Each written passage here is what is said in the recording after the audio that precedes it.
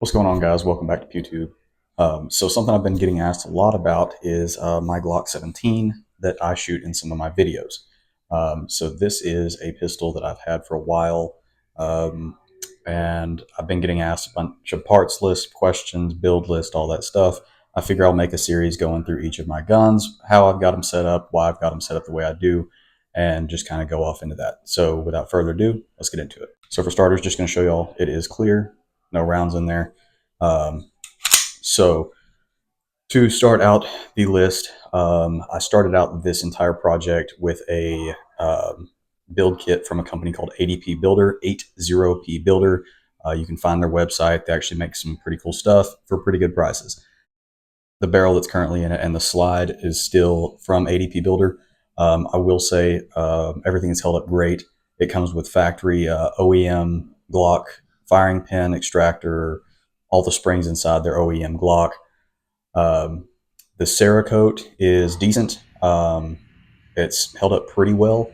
I will say holster wear, obviously, there's areas right here on this area through here, and then on the back of the slide back there. It's just normal wear and tear that you're going to have on Cerakote. But fantastic company, fantastic product.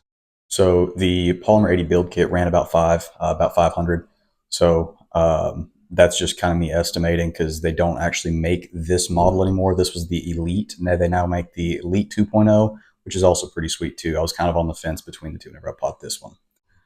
Moving down from there, I did upgrade to a Kagwerks extended brace slide release. This is because my hands tend to ride pretty high up on that slide or up on that frame, and it tends to actuate the slide release while I'm shooting, locking the gun open randomly.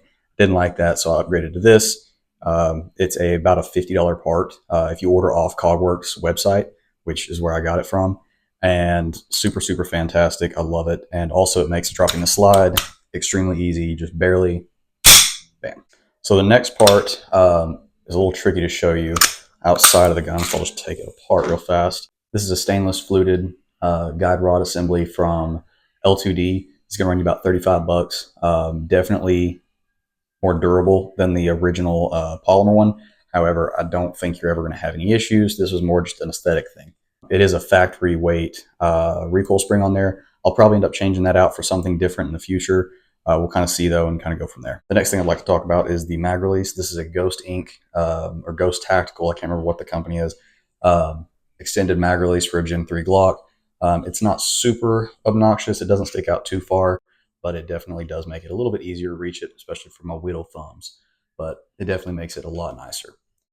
That's only going to run you about 13 bucks, so definitely worth it in my book. The factory one is just very, very flush, and you kind of have to readjust your grip just to hit that and then come all the way back. So this just makes it where I don't have to go as far. I still have to move, but I don't have to go as far.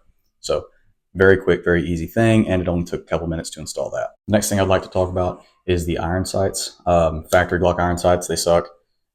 So I went ahead and swapped those out with suppressor heights since I was planning on putting an optic on there. These are the Ameriglo GL-511s.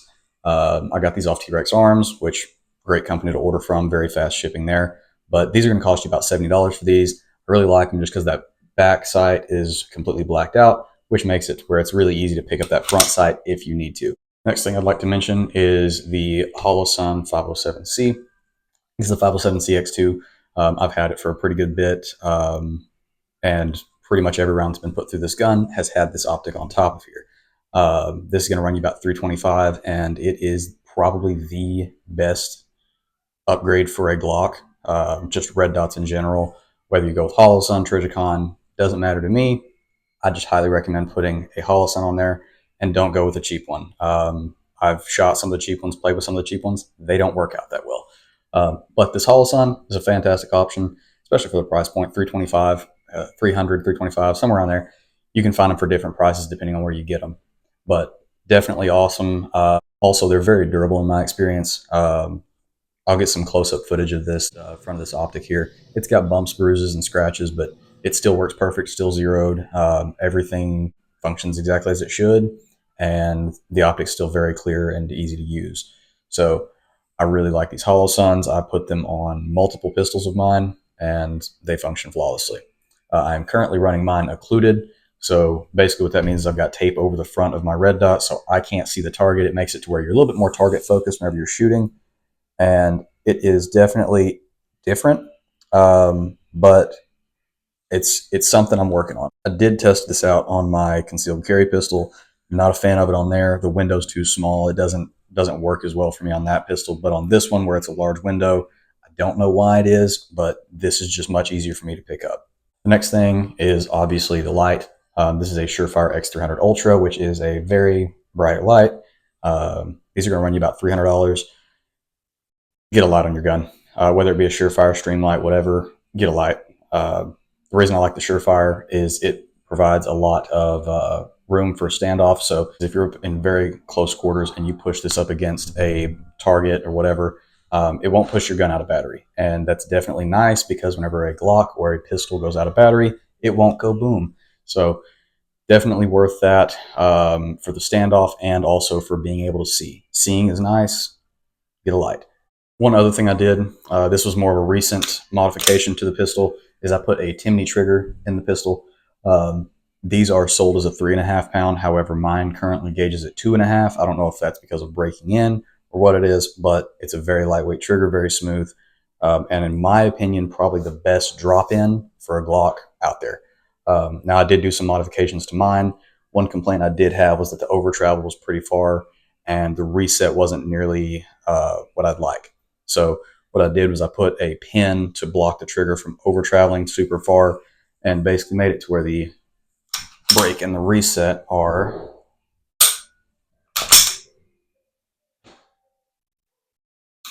very short. So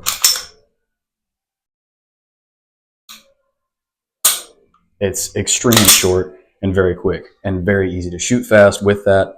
I shoot this pistol in a bunch of different applications, not necessarily duty type carry or everyday carry. I don't open carry very often, but it is a nice thing to have a very good trigger that's also drop safe. That is pretty sweet about these. And that Timney trigger is only going to run you about 175. So for 175 bucks plus a little bit of time putting it in, and then if you wanted to do the same modification that I did on shortening up that over travel, for the little bit of extra time modifying that trigger, you can really have an excellent pistol, competition level trigger for 175 bucks, which is the same as a lot of other drop-in triggers for Glocks out there. It's definitely worth every penny. So kind of getting into the last couple of things that I've done to this gun. One thing I did was I put a Milspin backplate on the back of it, mainly just because it's cool. Serves zero functionality at all. I did not get a Punisher one. I got one that says "We the People." I just thought it looked nice, and I don't know, it's aesthetic. So it looks really good, and these are also made to order. Super cool company. Those are only going to run you about 40 bucks. And if you want to customize your pistol and just have something neat on there, you can get one that says something, has something on there. If you're military, they have all the military branches emblems on there. And then I think they have sports teams and all kinds of other stuff. Check their website out. They're definitely a cool company to deal with. The last thing I did to this pistol, which I don't obviously have it on here currently, but I do have it at the house. I use it whenever I'm shooting suppressed, or if I wanted to not use this thing for competition type shooting. I will run the threaded barrel on here for different purposes. It's a Rival Arms spiral fluted threaded barrel. I believe that's going to cost you around 200 bucks. And those are super sweet. So yeah, that pretty much covers it. I've put about 3,000 rounds through this pistol as it sits, and I've loved it. I've only put about 200 rounds through the occluded sight situation. Again, I will update you guys in the future if anything changes with that, but currently that's how I'm running it. I love this gun. It is super fun to shoot, and I've handed it to a bunch of people, and everybody seems to love it.